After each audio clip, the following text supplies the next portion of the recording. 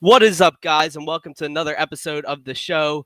My name is Sam Wagman. I am your host, and if you are looking for a boring football show, I turn around right now because this is not going to be one. With me tonight is my very special guest, Angelo from Angelo Analysis. What's going on, man? How you doing tonight, Angelo? Can you hear me? Oh well.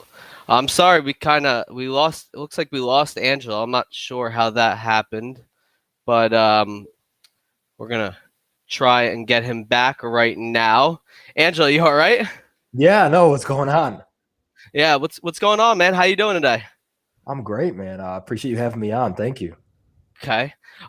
So you want to tell everyone a little bit about yourself, where they can find you, what you're working on right now, where they can find you out on Twitter, all that stuff? Yeah, man, for sure. So, first off, you can find me, on Twitter, at Angelo_fantasy. And then you can find me on my website, angeloanalysis.com.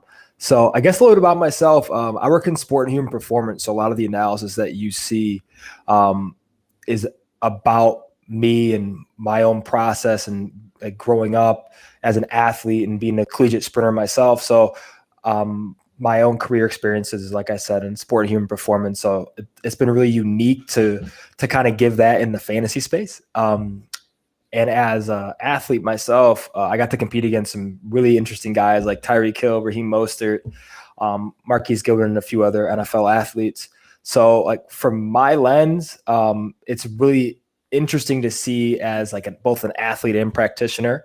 But yeah, it's a ton of fun, looking at this stuff in a bit of a broader spectrum, from what I do in my own career and like looking at data that I analyze and like looking at, let's say, for example, like a force velocity curve, but type stuff like that, where I can just kind of extrapolate numbers and put athletes in a percentile of my own day job, which is pretty unique. And then kind of use that same mantra for fantasy football too. So it's been fun, man. It's been fun kind of, putting it all together. Okay. So let's talk a little bit about your website. Everyone knows it, angeloanalysis.com. Everyone on Twitter is talking about this website that's cutting edge in its rankings. It's the model that you use. Tell us a little bit about that. How did you get started with Angelo Analysis, man? Man, that's a really interesting question. So it kind of happened in 2019. I was like finding articles and breakdowns of that draft class. I had some early round picks in my home league that year. And I came across an article about David Montgomery, which was written by Dynasty FF Kyle on Twitter. So it was one of those things where I was like looking at all this analysis and, with my own career experience and experience as an athlete, I'm like, I kind of want to put some stuff out there myself. And remember sitting in my in-laws house. I was there for the weekend with my wife, and I kind of started putting a plan together. And, 6 hours later, I did a logo and I set up, the account on Twitter. And then, everything kind of came to be in terms of the Twitter account and the website itself. First I started on Twitter with a lot of the content with the threads, and the analysis there. And so Twitter only allows so much. So in terms of, like letters and depth, I wanted a space to just simply give more of my fuller thoughts. And, what I did on Twitter really helped me get creative presentation wise because of how condensed I had to be. So it was actually it was a really interesting transition from the Twitter threads to like the full blown like prospect profiles that you see on the website. So that was a really unique part of it. Is it started on Twitter, and then I guess the full blown portion trickled into the website. So, but it's been a blessing, man. It's been a ton of fun shopping with great individuals like you and learning and growing through the process. But from me, I don't really have any website design experience. So for me, I did it all myself. So I had to really learn how to do it, through failing a million times. But man, like learning how like the basic code and stuff like that, it was an absolute challenge, but it was awesome to do, and I'd do it again in a heartbeat. Okay. You know, what did you experience like any other hurdles when like developing the website itself? Like, did you run any? You say you don't have any like design experience. Did you run into any issues with like coding and stuff like that? Like, you know, how does a website like that all come together? It can't just be as simple as banging it out, one day and putting your notes down on paper and it all flows together. Like, it's very intricate. It's the model is there. Like, what else? What other troubles did you have? Any troubles coming into it or no? More so, like I just didn't kind of really understand what it took to build a website. I did it from scratch, so I'd say in totality, it took me about 200 hours to build it. To build it out, like the groundwork, and then put the content in it, and design the UI and all that type of stuff. Because like I said, man, like I had no design experience, so I'm doing this from scratch and with very little, actual knowledge of how to do it. So it took me about, like I said, 200 hours of just kind of just playing with things. I said this on Michael Liu's show last Sunday.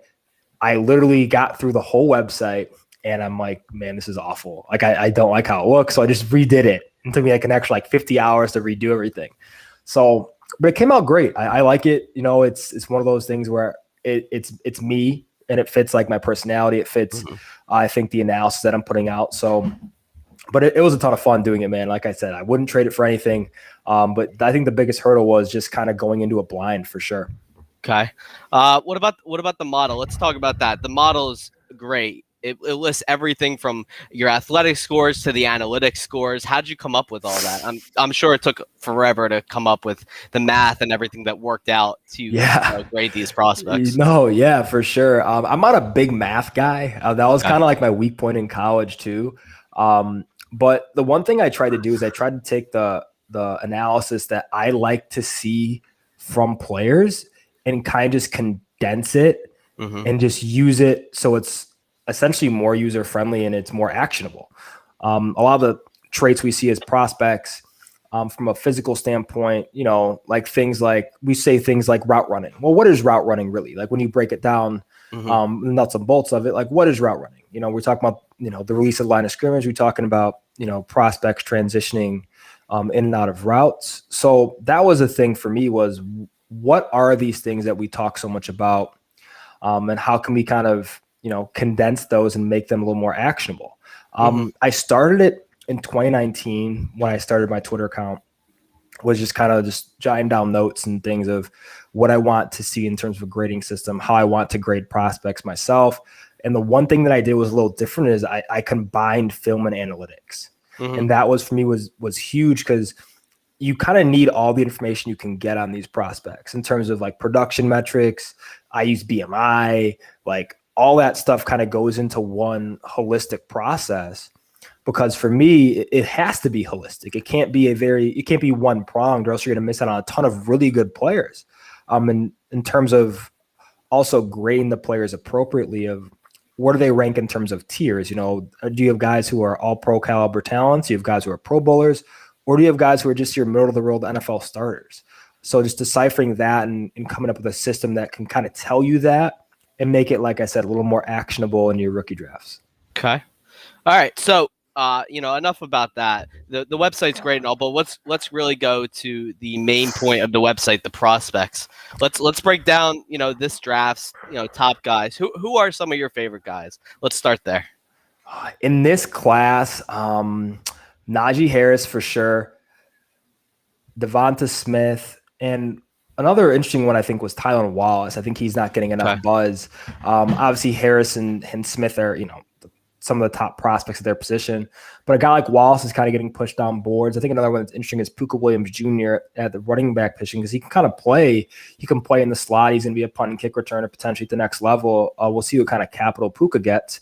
But there's a lot of prospects in this class that are really interesting at the running back position, but we don't really know what kind of capital these guys will get because a lot of the pro days were kind of, I guess, uninspiring in terms of a capital standpoint. Like guys like Chuba Hubbard, who we thought would, he's a Canadian track star, and we thought would run in the mid 4.3s, was ended up running in the low 4.5s, right? So that could affect his capital. I'm not really worried about, Chuba Hubbard, his top end speed or his acceleration capabilities, I think he's a great straight line athlete.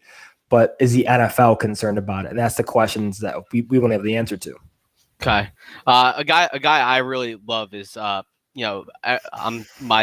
video is kind of blown up a little bit, but Javonte Williams, man, where does he rank? Where does he rank for you? Like, he's my RB1 personally, and it's not because I don't think he's really any better than Najee Harris, but there's something about youth to me when I'm starting a fantasy team. I'm an ageist for running backs and running backs alone. I really don't like any running backs if they're over 24, especially in a startup. I'd much rather err on the side of caution, go younger.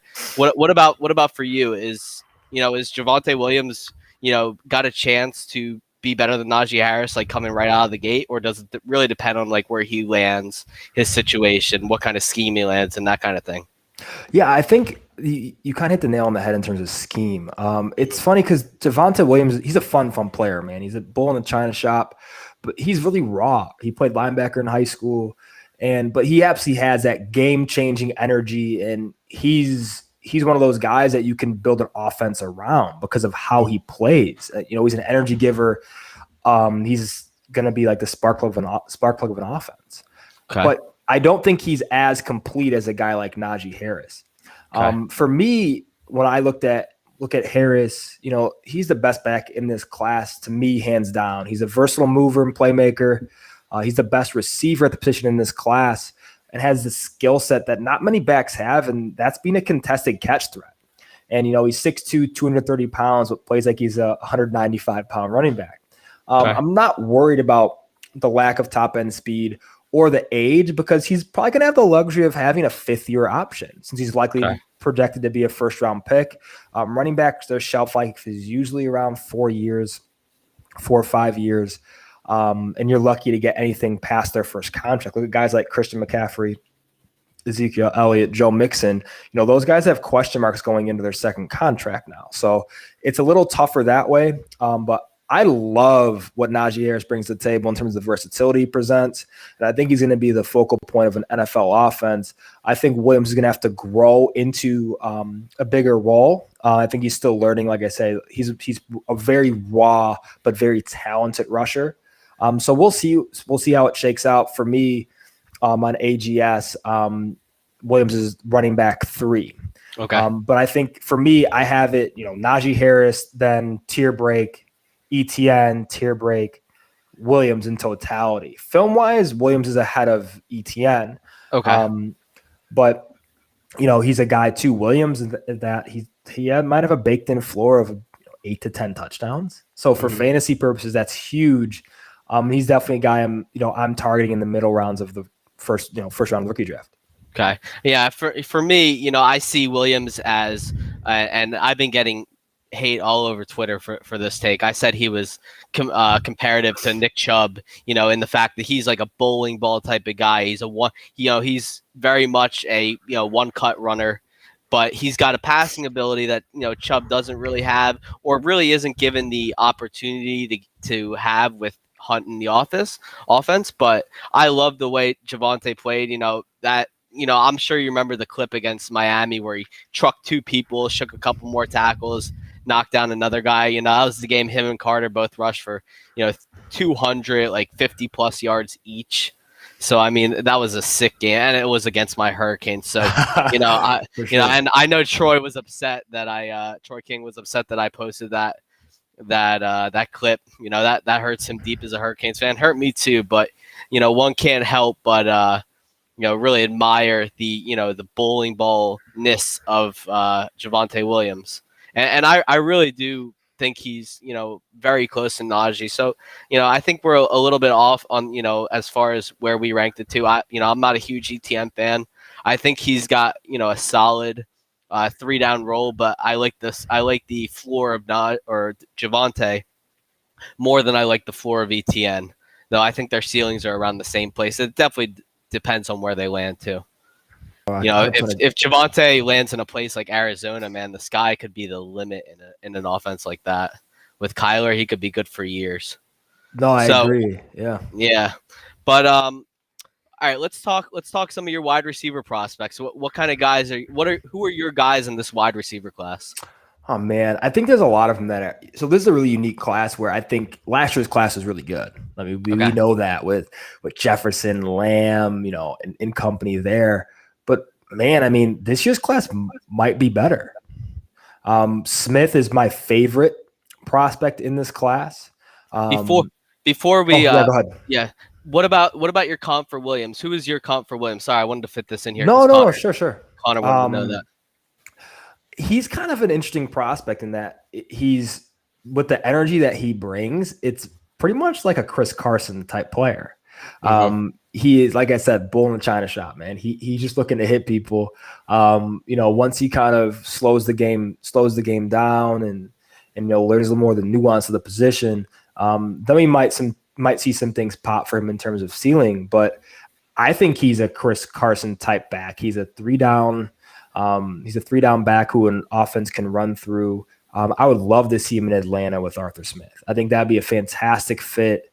And he would score a ton of touchdowns in Atlanta. I think that's the big thing with him is he's going to be the goal line guy throughout his career. That's going to be his main role. And that's going to be huge for him in terms of fantasy. So I think that's kind of my comp for him. I'm not a giant comp guy, but I see a little bit of Chris Carson, him with the tenacity and the physicality that he brings to the table. Okay. All right. So sorry about that. Back to the wide receiver. You're good. Let's go back to where we were with wide receivers. Your guys, I know who my guys are. Let's hear yours first. Sure. I think the first one is Devonta Smith. I think that's, for me, man, I think he's the best current wide receiver in this class. I think Chase is a higher ceiling as a prospect, and I have Chase graded, the number one receiver on AGS, right? Because the analytics are so strong with Chase. But with Smith, what you're getting is an absolute master craftsman who controls line of scrimmage and keeps defensive backs guessing. He has that combination of grace and tactical nuance that's extremely rare for a guy his age. We look at players like Stephon Diggs, Antonio Brown, and the greatest receiver of all time, Jerry Rice. That's how they won, and that's how they win.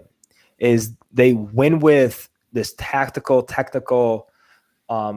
understanding of the game of football, and they have an answer for everything a defensive back throws at them.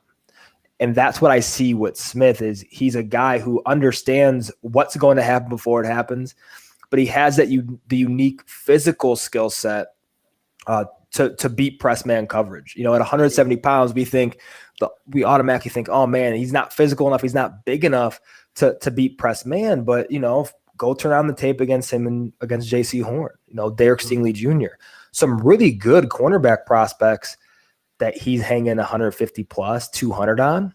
And Stingley's going to be number one. Or at this point, he looks like he's going to be number one in next year's draft. Yeah. And J.C. Horn is obviously, he's my cornerback one. I think he's a lot of people's cornerback one. So, I mean, with Smith, there's just no, there's no discernible weakness. The only thing you can reasonably throw against him is his BMI, his weight. And, I think it's a big load of, junk. I love Devonta Smith. I love everything he does. I love the way, he doesn't need a big frame to be able to box people out. He goes up and gets the ball. The catch that everyone talked about, the one in the end zone against LSU, the one-handed, leaping, diving grab. I mean, that just proves that, he doesn't need mass to win in the NFL. He can win with finesse. He can win with the best skill that I think is in this rookie class. I agree with you. And I know your model had them ranked 2 points apart, right? Him and Chase. I want to say Chase was a 71 and Devonta was a 69, right? Yeah, they're really close. So right. I actually have Pitts as my number one receiver. Obviously. It depends on how NFL teams value him. I've heard NFL teams think he's a wide receiver, some think he's a tight end, but what have you? I think he's the best prospect in this class offensively. Absolutely. Besides Trevor Lawrence. But I had Chase at tier 2 all pro 69.48, Devonta Smith tier 2 68.96. So literally a half a point apart essentially. So what you're going to get is like if you're using AGS to help you with rookie drafts, like you're going to be drafting Jamar Chase first. You're taking the upside. You're taking the fact that he did all that he did at 19 years old, right? He was one of the most dominant receivers in this past decade. Only a year moved from high school, and that's impressive, right? We have to account for that. Absolutely. But yeah, I think highly of both these guys. So for me, I without a doubt have both those guys in the All-Pro tier. You can't go wrong with either one of them. I think Smith might present a better early career floor. That's the only thing. If you're a contending team and you're like, man, I can win now, I might take Smith before Chase, because with Chase, what you might get is you might get that kind of lull early career. He's not going to be Justin Jefferson, in my opinion, and come out and have a Pro Bowl caliber rookie season.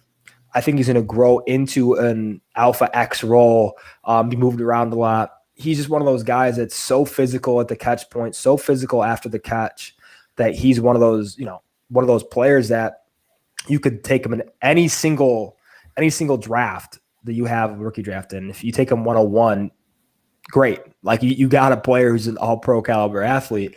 And like I said with Kyle Pitts, like Kyle Pitts has a chance to be one of the greatest to ever hang up the cleats. He's one of those unicorn type prospects where we're lucky that we see these guys play, once every 20 years. That's how good Kyle Pitts can be. So for me, I don't really do a ton of, scouting at the tight end position. But with him being such a good receiver, I dove into him pretty deep, and he's probably the best tight end that has in recent memory. So he's definitely the best one you've scouted, right? Definitely. Okay. TJ Hockenson was another guy that I liked a lot. Okay. But there's a giant difference between the receiving capabilities of a guy like TJ Hockenson and a guy like Kyle Pitts. Like Kyle Pitts is getting moved around everywhere, and he's such a good mover for his size. He's so fluid, so big, and he does such great things when the ball's in the air. And that's what you really have to account for, is him as a red zone threat. If you're talking about fantasy, I mean, he's going to score a ton of touchdowns. So I like him a ton. I did want to ask one thing about Hockenson while we brought him up. Do you think, he was drafted at 1-8, right, by the Lions 2 years ago? Yeah. Did they reach, like, was that too much of a reach for them? Like, now that we've seen 2 years and he's in the top 5, I would say he's, fifth probably now. I like Hockenson. I'm a Hockenson guy, so I like him ahead of, someone like Mark Andrews or, marginally ahead of Noah Fant. Do you think the Lions should have gone a different direction, or did they make the right move? And Hockenson is just, taking a little bit of time. Tight ends take time to develop. They usually don't break out until year 3 or sometimes even year 4. Yeah, I think with Hockenson, it's the combination of him being such a sound blocker, and being a good receiving threat. He's not a great receiver, but he's good. He's a good route runner. He sits in zones well. He's not George Kittle after the catch. He's not Noah Fant. Okay. But what he can provide for an offense is kind of that glue in the running game. And that's what I think that offense is going to do a lot of this year. With DeAndre Swift being back there, with Jared Goff not being Matthew Stafford, and them not having a great receiver room. And that's going to be a big deal too, is who do they take at 7 this year, right? Devonta Smith is a very viable choice at 7 for them. That's actually a fit that I don't mind, especially if we're talking about the early career floor of Smith. I think Smith would play a Robert Woods type role in that offense. Where I agree. I love that. I think that'd be great. I mean, if you watch Smith play, a lot of manufactured touches, which you wouldn't expect for a guy of his size, because he's so good in space, so smart and intuitive that, you could, jet sweeps. We talk about bubble screens down the field, in the middle of the field, at the boundary. Like, he can win everywhere. And that's just what that Lions offense needs. So, man, I don't know where he's going to land, but I'm excited wherever he goes. And guys like a guy like Hockenson too, that could help him, having a guy like Devonta Smith, who's a true number 1 threat there, and help Jared Goff kind of be that kind of safety blanket for him. Yeah, I would love to see Devonta fall to 12. I don't think it's going to happen. Something tells me Howie Roseman thinks it might happen, But if there was even a chance he fell to 12 and the Eagles didn't take him, I don't think I'd be able to watch the rest of the draft. By far. And I'm nitpicky about someone like Chase. I've done not that I'm anything at film review. I just started really a couple months ago with it, doing some stuff for Fourth and John where I write for the Eagles blog I write for, but when I watched Chase, I noticed a little bit, of stuff in his, before he gets the ball in his pre-snap motions, whether when he didn't get the ball, he didn't tend to really help out. He kind of just ran out his route and kind of just stood there. He doesn't have a terrific release. I'm sure when we saw his 40, even though he ran a 4.38, he started out really slow. So, is his early release or his slow release going to hurt him in the NFL? Like, he does everything great after the catch. Once he gets that ball in his hands, he's an elite weapon. He won't burn you, but he'll spread the field enough to where he can run away from a defense. But is there anything that you can nitpick about Chase's game to assuage me a little bit? Yeah, I think it's the nuance of the line of scrimmage. He hasn't played the position long enough to develop that, truthfully. And he's not Devonta Smith in terms of having that technical skill set that Smith has that's so prevalent. And Smith wins the game with intellect. Chase wins the game right now with just raw physical capabilities, just being able to overpower corners. He's a very hands-on wide receiver, which is kind of rare to see. But he loves that. He relishes the physical contact. And it's just he's not mature enough to develop some of the skill sets that he'll have later on.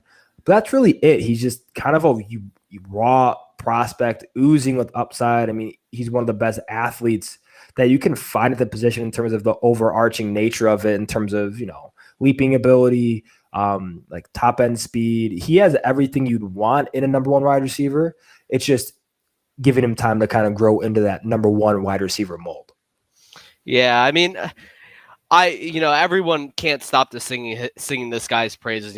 I've loved Smith as my wide receiver one for a while, and I love the fact that he's going to be able to win right away. Like, I think right away he could come out the gate if he's in the right offense. He could have a 1K season his first year, and it would not shock me. But let's get down to the main prospect breakdowns that I wanted to get into, the five guys. So let's start with Najee Harris. And, Najee Harris didn't run a 40, didn't really do much at his pro day because, he's still got that hamstring injury from the season. But what can we expect from him? What can you tell us about Najee Harris that he does so well that, sets him apart from everyone else? Man, I call Najee Harris the bull in ballerina slippers. At 6'2", 230 pounds, he's the best mover at the position in this class. What I mean by that is the combination of efficiency, grace, and just having a really broad skill set as a mover and as a running back is going to lead him to be, I think, the most productive running back just right out the gate. I mean, he's going to be a player that's used in a versatility role as a receiver. That's the unique part. If we look at the running backs in this class, none of them are really great receivers outside of Kenneth Gainwell. Javonte Williams is a good pass catcher. He's a pass catcher, not a receiver. Etienne's a pass catcher, not a receiver. Trey Sermon, kind of in that same light. So if we look at a guy like Harris, he can be used down the field on angle and option routes. He can be split out wide in the slot. And that's the difference, is you have a guy who's 230 pounds, who can win one-on-ones against linebackers at will and overpower small cornerbacks. So that's the thing about Harris, is he has the skill set to not only be a true 3-down player at the position, but he has the skill set to be a Todd Gurley-like fancy producer potentially in the right offense. And that's the unique part about it, is he has the capabilities as a receiver. He's a good runner between the tackles. He has good anticipatory qualities. He's a really good overall prospect of the position. I have him. He's in the all-pro tier for me on AGS. I think really highly of him because he has such a high ceiling as a pass catcher and as a receiver and as a rusher as well. And that's the big thing, is guys like him don't come into the league often with his size, his movement skills, and the ability to be a versatile receiving weapon. Okay.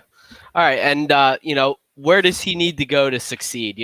What's going to be his best landing spot? I think for a guy like him, he's an all 32 team guy. He can Okay. go on any team I think and have success because of the overarching nature of his skill set and just the versatility that he brings. However, I think a really good landing spot for him would be Pittsburgh in the early 20s. I would like that if he fell to him. I don't think that's going to happen. I think he'll end up going 18 to Miami. That's kind of my inkling. I think it'd be a great spot for him too. I think reuniting with Tua. It's funny because I was listening to an interview about 2 months ago.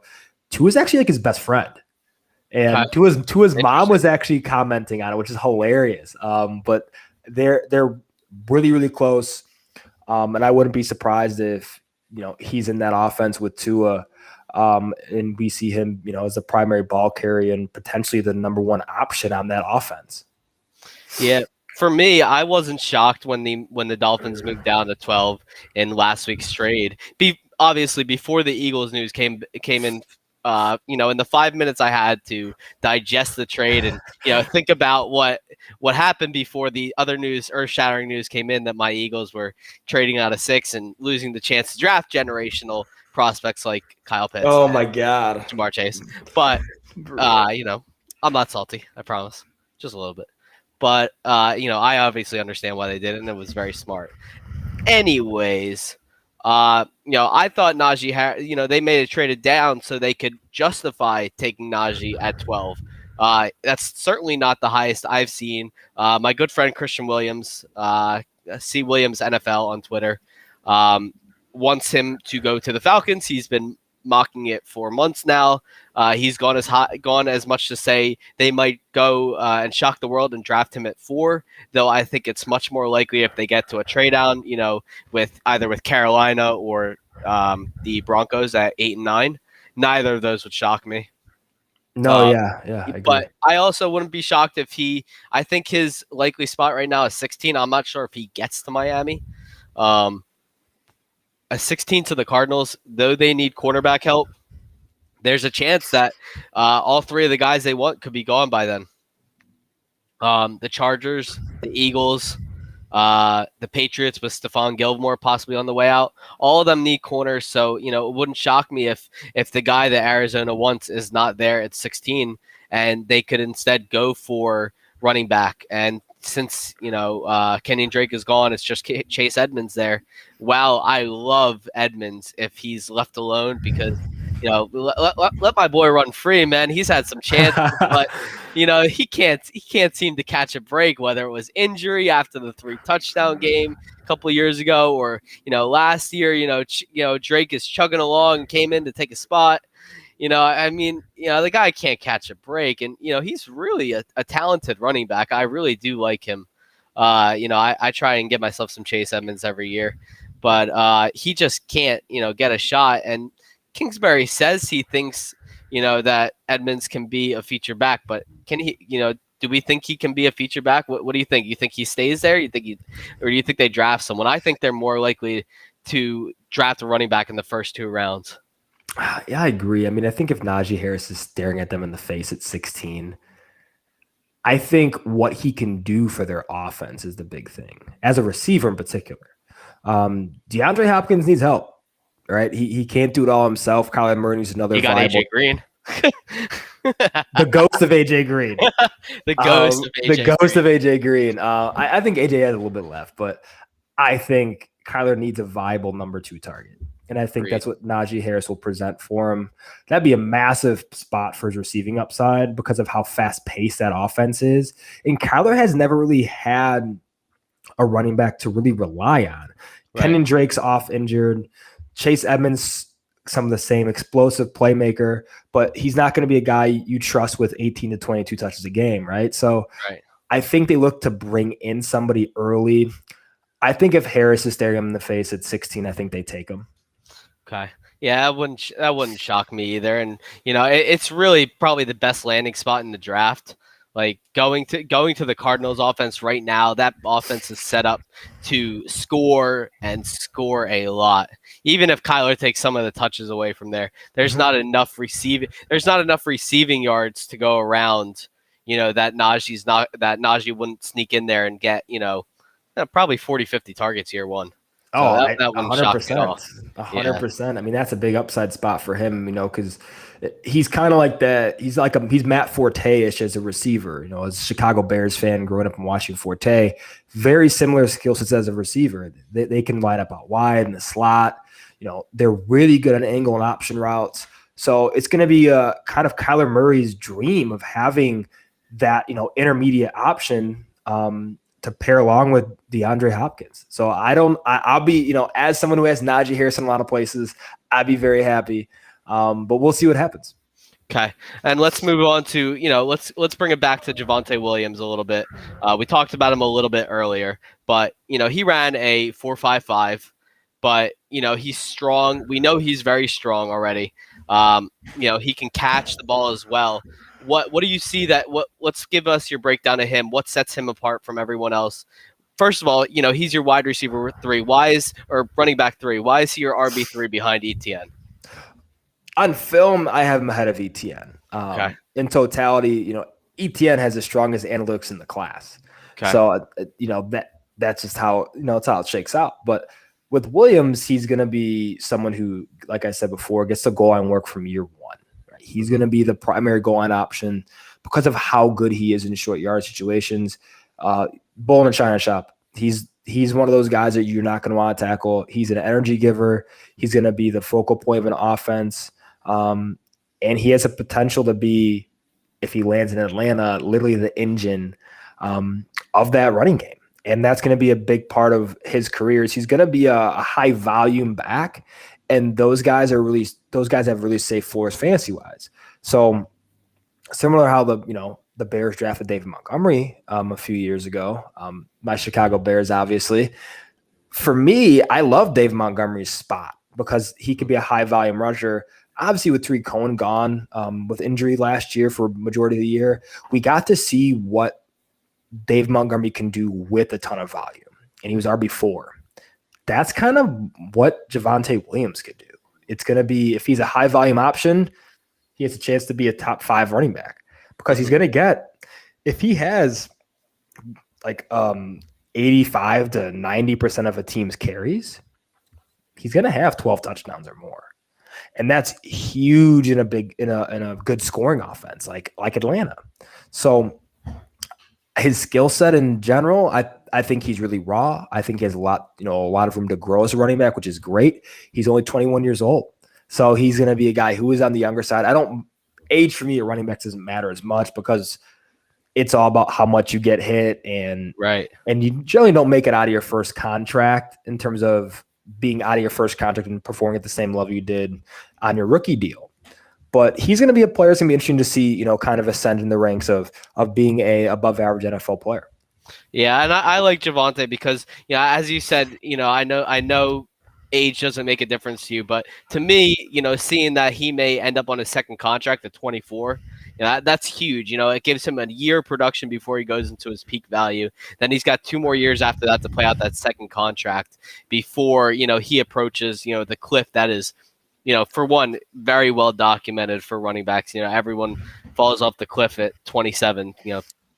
Prepare for that, Derrick Henry. But, I want to bring up one more guy, and he's not on this list. But Michael Carter, Javonte Williams' partner in the backfield at North Carolina. What do you see for him, and where do you think he's going to land in this class? Because this class is a little top heavy.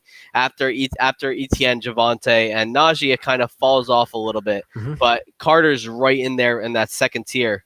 Do you see him as a 3-down back? What does he grade out on AGS for you? To me, he's a complimentary piece. Okay. I like him actually a lot. He's actually in the same tier on AGS of Williams, that fourth tier of guys who have a chance to be above average NFL starters.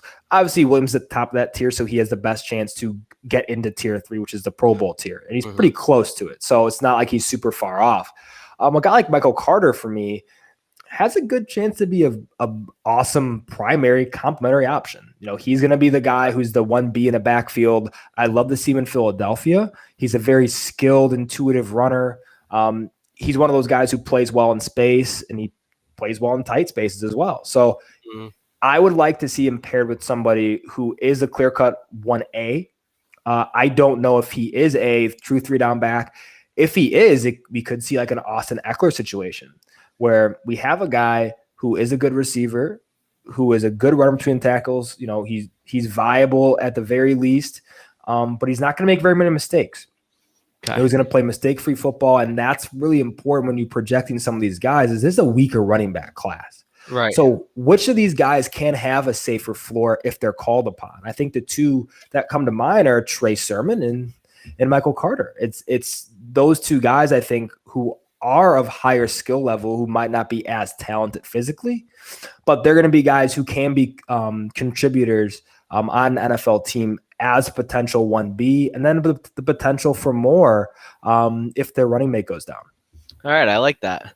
All right, so let's get to the part of the class that everyone's talking about. We haven't gotten to talk about, and I kept him out of this conversation until now because I really want to dive into this guy. My favorite guy in the class, everyone's favorite guy, Kyle Pitts. Guy's a monster.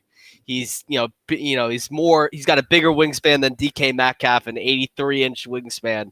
That's insanity. Guy's running a 4.5 or 4.4 in the 40. Is this guy made in the lab? I mean, yeah. I mean, you get one of him every 20 years if you're lucky. I mean, he's a unicorn Hall of Fame caliber player. I mean, this is a guy that I don't care where you take him in rookie drafts. You can take him as early as you want, and I'm not scoffing at it because these guys don't come around often. Like you're not going to get another one of him. I think Najee Harris is a fairly rare prospect with his height and weight and his movement skill, but Kyle Pitts is once in 20 years rare. Like, those type of athletes aren't really walking in the face of the earth. That's in the same. He has the chance of being essentially the LeBron James, the tight end position. That's what he has a chance to be. I'm not saying he's going to be that, but he has a chance to literally be be on the Mount Rushmore of tight ends. With guys like Travis Kelce, Tony Gonzalez, Rob Gronkowski, Antonio Gates, that's the breadth of guys he can really be in. So, I mean, he's phenomenal. There's not much you can say bad about him. He's just an absolutely just transcendent talent. Is there anything on AGS that was not like completely favorable to him? Like I remember looking at it, and I think everything was above average. But was there anything that was, what was the lowest thing for him? What does he grade out the worst in? Not that he grades out bad. Man, grades out the worst in. Let me pull it up for you. Right.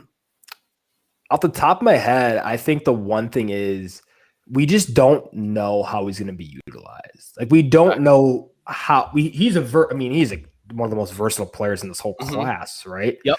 But we don't know if a team is going to fully utilize that versatility. And so for me, the only spot that he graded a little lower was, he was literally a 3 or above on everything in terms of like the physical nature, the film nature of what he does. And the one was through break transitions. He wasn't asked to run a ton of timing routes. Okay. And that's, what's his role going to be? He's going to be the best red zone option in the NFL pretty soon. Yep. That's going to be him.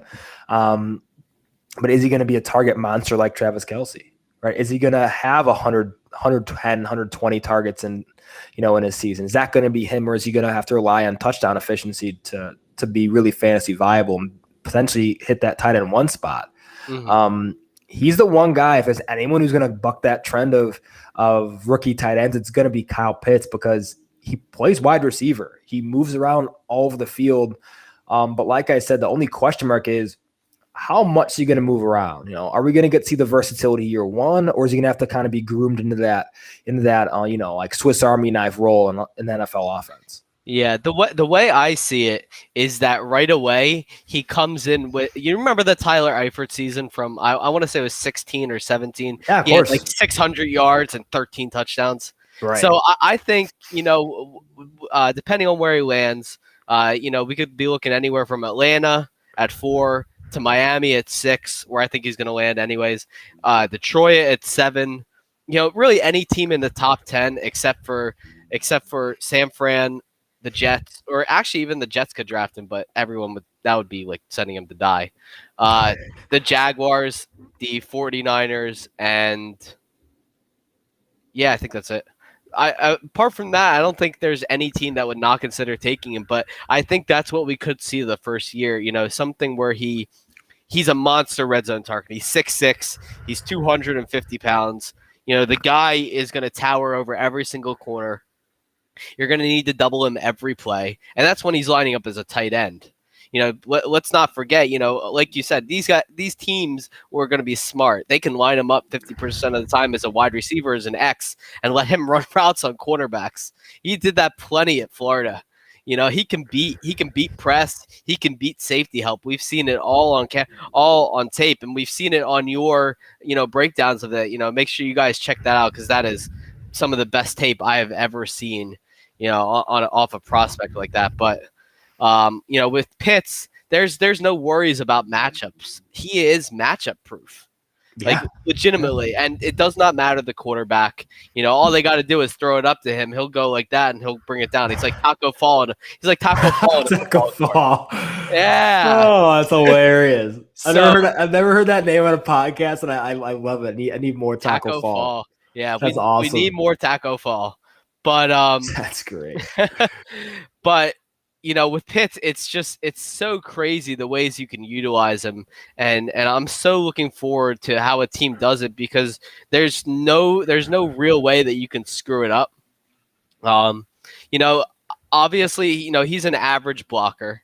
He's not going to do a ton of blocking as opposed to someone like T.J. Hawkinson or Rob Gronkowski at this point. He's going to be a vertical threat. He's going to be a move the chains threat. He's going to be a threat in all three levels of the field. So, I'm really looking forward to that, and I'm really looking forward to see how he's utilized. But we might not see that 1,000-yard season off the bat from him. It may take a little bit, but he can be, if he's used like how Waller's used, he's used how Kelsey's used. He gets in a volume offense where there's not a ton of targets around him, and in a place like Miami. That could the future for that could be the place if he ends up going 6 to Miami.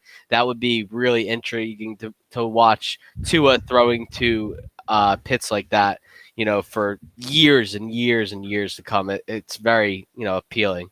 So no, I agree. Yeah, I think if the Falcons, I would be shocked if the Falcons passed on him. Imagine that offense. Like, imagine that offense with Ridley and Julio Jones and then Kyle Pitts. Yeah, it's so fun to think about that. And it would shock me if the Falcons weren't looking to draft a running back in one of these first 2 or 3 rounds. I think they could end up with an ETN or a Javonte Williams to go alongside of that if they do draft Pitts at 4. I mean, man, that would be insane. That'd be awesome. Yeah. So let's move on. Let's move on to get to our 2 wide receivers, Devonta Smith and Ja'Marr Chase. We'll go to Devonta Smith first. For you, he did not run a 40. What do you think he would have ran if he ran the 40 though? So when I look at it, I look at like being a track guy. Like I look at the track stats. He's a 10.6, 700 meter runner. Mm-hmm. Jalen Waddle ran 10.84. Right. So we're looking at a guy who doesn't get enough credit for his top end speed and his his accelerative qualities are magnificent. Right. He's one of the best accelerators at the position. But he doesn't get any credit for that because, he looks, he doesn't look fast. Right. Mm-hmm. Fast does not have to look fast. And that's one of the things that, I think people are going to start to understand more and more when you watch him play. Is the reason why cornerbacks play off on him. Right, like Derek Stingley Jr. and JC Horn was a 4.35, yeah, 4.38. Like JC Horn doesn't even want to check with the line of scrimmage because Devonta Smith is that quick. I think like the 40 stuff is overblown in pro days, but he's a high 4.3, low 4.4 guy. I don't think that's any question. But he's a guy also was a 45 plus for triple jumper. He ran under 50 seconds in the quarter mile in high school. I mean, those are impressive athletic measurables. But he's an unbelievable athlete. And the one thing that people have to understand too is he's working with one of the most well-renowned sports scientists in the world, and Dr. Matthew Rhea. Mhm. And that's a big reason why, for me, I'm not worried about the weight. I mean, he's working with literally one of the best in the world at what he does. And that guy is telling us to not be worried about the weight. His weight doesn't matter. BMI doesn't matter. Thank you. But yeah, it's his weight to me doesn't matter. Just the way he wins. You could argue BMI till you're blue in the face. Does BMI have a role? Sure, you can look at it as a part of the process, which is fine. I do, but it's not a sole end all be all. Like, I'm never gonna be off on a process because of BMI or age. But I mean, man, for me, Devon Smith the guy's fantastic to watch. He's probably the most fun watching this class. Him and Kyle Pitts. For me, like, I could watch those guys on freaking replay all day. Okay, and what do you think is his best fit? Where is he going to go and have success, not just immediately, but over the long term? So, over the next 5-6 years. That's tough to project because he is probably going to fall to one of 3 teams. Okay. He's going to go to the Eagles, which I think you would like as being an Eagles fan. Oh, absolutely. To the Lions. Okay. Or to the Dolphins. One of those 3. Okay. I think I think one of those 3 spots is where he's going to go. Out of those 3, the Lions wouldn't be bad because he's going to be an absolute volume monster. I mean, he's going to be a guy. Year 1, he could command 130 plus targets in Detroit. That's like, they have Tyrell Williams, like Quintez Cephas, like Rashad Perriman. Yeah, like who? Like come on, like these guys aren't taking targets away from it. Right. So, I mean, it's him and TJ Hawkinson and DeAndre Swift. That's going to be the target order, in my opinion, if he goes to that offense. I would like Philadelphia because I like Jalen Hurts a lot. And I think Philadelphia doesn't have a number 1 option. I think Jalen Reagor is a nice number 2. I think he could develop into one of the league's best number 2s. But I don't know, man. I don't trust Philadelphia very much right now. I don't think how can anyone trust Howie Roseman? So yeah, that's the tough thing, you being an Eagles fan, that I mean, how do you draft Jalen Hurts in the 2nd round and then tell Carson Wentz his job secure? And then what do? You bench Wentz, and then his confidence is already toast. So anyways, I don't know, man. I think between those 3, I'd like the Lions, and then I'd probably like Miami, then the Eagles last. Because I don't trust the Eagles front office to do anything right now. I am happy that it's a new coaching staff. It's an entirely new staff. Every single one of these guys, except for the wide receivers coach and Aaron Moorhead, who comes from the Colts organization, of course, like everyone else who came from the Colts organization to the Eagles in the past year. But he was here last year, and our receivers actually did not look as bad as they have in the past, 3 to 4 years. So, I'm thankful. I'm thankful that he's back. There's some continuity there. I'm confident that, under a new offense, I think that Smith would flourish. I think a lot of the issues that our team has had was the scheme that Doug was running the last couple of years, which was not an aggressive scheme at all.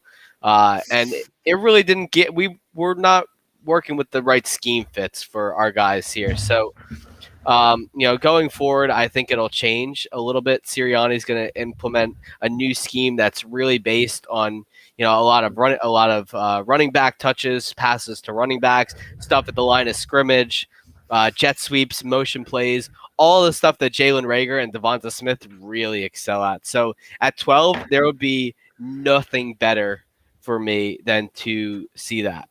Yeah, I agree. But let's move on to our last guy here, Ja'Marr Chase. Ran a 4.38. Everyone's waiting for the other shoe to drop on Chase. Nothing seems to be wrong with him. Let's hear your breakdown on him. I mean, you're right. I mean, nothing. You can't really say anything bad about Chase other than that he's young and he's pretty raw. I think he's just one of the strongest players at the catch point that we've seen in the past couple classes. And he's going to be someone who's going to be a number one target for an NFL offense for a very long time. Like he's going to be a decade alpha essentially. And that's what you want to look for. In my breakdown of Chase, the one thing that I always talk about is the physicality, physicality at the line of scrimmage, physicality at the catch point, and the physicality after the catch. He's one of the most physical players in this class in terms of getting his hands on guys and not being afraid to use his athleticism, use his play strength, use his frame.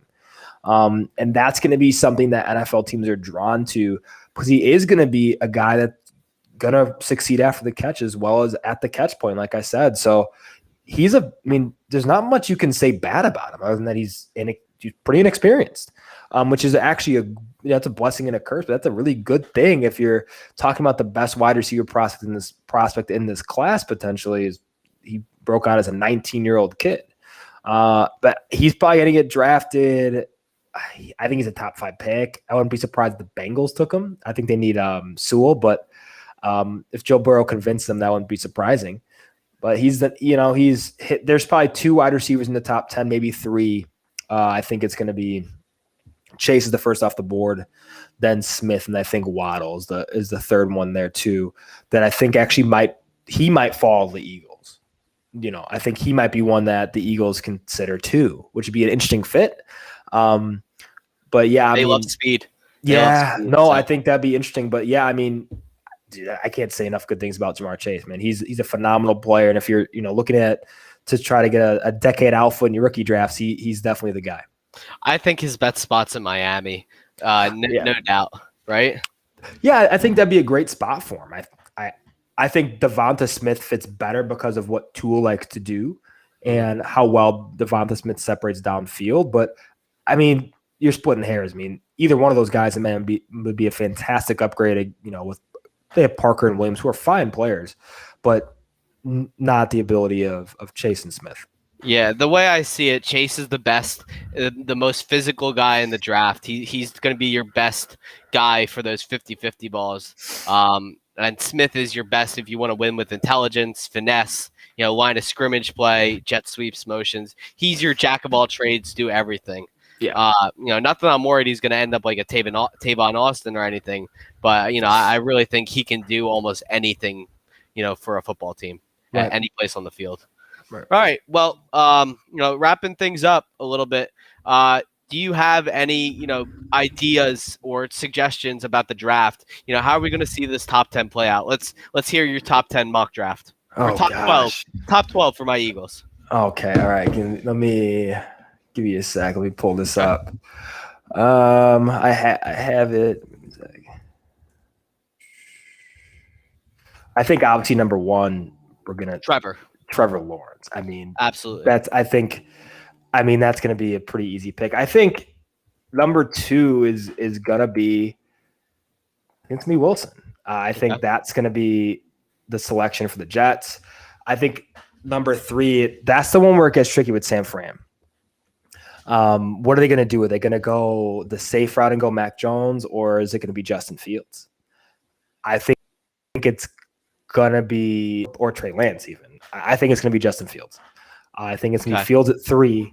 It should be Fields. At least I agree with you. It should be Fields, 100%. I think at 4, then we see Kyle Pitts come off the board. Okay. At 5, we see Sewell. At 6, we see, at 7, we see Smith. At 8, we see Lance. Okay. Then at 9 is where it's going to get tricky. At 9, I think we see Parsons. Interesting. Denver's potentially looking for a new quarterback. Mac Jones is still on the board. You don't think Elway may push there? I don't think so, because I don't think I like Mac Jones. I think he's a good floor play. I think if you have enough around him, he can succeed. I think they do have they have a good nucleus there, but I think Parsons is too good to pass up. It will provide a lot as the anchor of that defense, along with obviously Von Miller. And then I think 10 is when we see J.C. Horn go off the board. I think Ooh, I that's a think that great would pick for Dallas. I think that'd be a fantastic pick for. I mean, I think that is the pick for Dallas, right? I think he's. I would assume J.C. Horn falls there, and then if you want to go a little deeper, then I think 11's when we see this. Then we see Jalen Waddle, and Okay. then 12 is going to be the fun pick with Philadelphia. The top 3 receivers are off the board, the best tight ends off the board. What do they do? And that's going to be the question mark. That I don't have the end. That's the one I'm scratching my head. What does Philadelphia do at 12 if the top 3 receivers are off the board, the best cornerbacks off the board, the best linebackers off the board, the best tackles off the board? What do you do since you're an Eagles fan? Well, so here's what my thinking would be. So I'm gonna go from offense to defense in the areas that we need. We need some retooling along the offensive line. Now, I think they're gonna do that later in the draft. So I don't think this is a place we see Slater yet. This pick would be an extremely good pick for the Eagles. It would provide them some insurance at tackle if they need it. Not that I think they need it with Mailata there. They're going to give Dillard another shot, but the guards are aging. Kelsey's going to consider retirement year after year. Brandon Brooks is coming off 2 Achilles tears. Lane Johnson's ankle collapsed. I mean, we need some help. And we got some younger guys in Driscoll and Herbig that we like, but Slater would be a really great pick. Another pick that I could easily see them doing, especially with the switch to Jonathan Gannon's zone scheme, is Patrick Surtain. Yeah, he's not my top guy anymore. Horn's my top guy now because he's just a beast. But I wouldn't be upset with Surtain. If this was, in this hypothetical scenario, a lot of my picks are gone. Smith's gone, Chase is gone, Pitts is gone, Sewell's gone, Horn's gone, Parsons is gone. Jeremiah Owusu-Koramoah from Notre Dame. Yeah. Another, solid pick. The guy can do a little bit of everything. He fits the athletic linebacker that works in Gannon's scheme. This is a guy who just came from working with Darius Leonard for, his time in Indianapolis. Major stud, major off-ball linebacker. I know off-ball linebackers are not as important as they used to be, but Owusu-Koramoah could do a little bit of everything for them. And be really good. And, the last thing I could see them doing, I can't really see them going defense. That would probably piss the entire fan base off. A defensive end or a tackle. Because, as much as we like to rebuild for the trenches and it's important, it's a huge part of our identity, it just doesn't make any sense here. I'd rather trade down again. If none of those guys is the pick, I'd rather trade down again. Look to the 20s now. Look to pick up more capital. Grab a guy like Rashad Bateman, Terrace Marshall. See, that's what I was going to say. Do at 12, is too high at 12, I think. I think I agree with you that it's too high at 12 for both of those guys. I have both those guys. I mean, we have a lot of Pro Bowl caliber receivers in this class. This is a very good receiver class. We have a little bit of everything. We have your high floor guys like Bateman. We have your super high ceiling guys like a Terrace Marshall with his size and athletic capabilities. Oof. But I wouldn't be shocked if they do take Marshall at 12. I think they want – the thing that I've realized – is what they wanted with Jalen Hurts. They want to push the ball down the field. And we talk about his completion percentage and why was it so low? He took a ton of downfield shots. Right. Because, I mean, what are you going to do? What else are you going to do? I mean, you don't have the weapons in the intermediate areas with Zach Ertz hurt. Dallas Goedert was injured. Travis Fulgham, I don't know where the heck he went, but honestly, man, I think got hurt. He was hurt too. He had an ankle procedure a few weeks ago. Now, I'm not saying that's what right in the season, but no, it's. I mean, I could very well see them taking Terrace Marshall there. I think they want to make a splash play. I think the safe play, and you got to get Jalen Hurts some weapons. Like, if you really want to see if this guy's the QB of the future, your best receiver can't be the ghost of Alshon Jeffrey. Correct. Like that's he's gone. Now he's gone. God, but I mean, last year your best receiver was literally the ghost of Alshon Jeffrey. Mm-hmm. And so it's like you have to give this guy a legitimate chance, right? So I think they're gonna I think they could take Bateman at 12 and be safe, but I think the splash pick, if Waddle, if Smith, obviously Chase is going to be gone, is Terrace Marshall. And I wouldn't be, as a Jalen Hurts fan, I wouldn't hate that because it's, you're going to be trying to light it up every Sunday. And that's all you can really ask for. I mean, give him a chance. Yeah, for me, I think in the hypothetical case this hypothetical case, I think the best move is probably to trade down. Yeah, 100%. Ammo and grab an offensive weapon there because, look, the reason I think 12 is too high to take them is because I think by, 17, 18, they're still going to be there. Maybe not the Dolphins, but like maybe, the Bears could find someone that they fall in love with. The Bears may trade up. Who knows? 12 is the sweet spot. The 12 could be a very good place for a team like Chicago to trade up and get Mac Jones. Please, no. Ahead of the Patriots. That'd be brutal. I think I've done nothing but hurt the hearts of Bears fans. First, my boss, Justin, at 14 Personnel, huge Bears fan, told them to be happy that Cody Parkey is not on your team anymore and that you have Tyra Santos. Can we not mention Cody Parkey? This is a Friday night, man. Like, come on, dog. But, for me, I think there's going to be options for the Eagles there at 12. Yeah. There's going to be a lot of good options. They're not pigeonholed into taking one guy there. At 6, we all knew the pick would have probably been Kyle Pitts or Jamar Chase if they had stayed. But, they're not. So I'm really interested. I can't wait, man. I'm so happy. It's less than a month now. I'm just so excited. I'm pumped. It's interesting to see what they do. I mean, they're in a really good spot, but it's a spot that what they're basically telling us is they're okay missing out on Chase. They're okay missing out on Pitts. Do they think that Smith will fall to him? Like, are they just I think they do. I think they do. I don't know. And that's the thing is, like, do we think that Smith is going to fall at 12? Just like I thought CeeDee Lamb was going to be a top 10 pick, and it was Henry Ruggs. Guys fall all the time. It's unbelievable. There's not always a reason. But there's enough. There's how he likes to think of himself as the smartest person in the room. So if he moved down, it's likely because there was someone he wanted to take at 6, but still thinks he's going to be there at 12. There's nobody that makes more sense for that exact statement than Devonta Smith in this. I agree with you. So we'll see what happens, man. It's gonna be fun. But my man, this has been great. I don't want to keep you any longer. So if you want to just plug yourself one more time, tell everyone where they can find you, all that fun stuff. Yeah, no. First, man, Sam, I really appreciate you bringing me on, man. It's been a ton of fun chopping up with you. But I'd be happy to do it again sometime, brother. I appreciate that. And you guys can find me, on Twitter at Angelo_fantasy. My DMs are always open too if you want to just pop in, chop it up, have any questions about anything.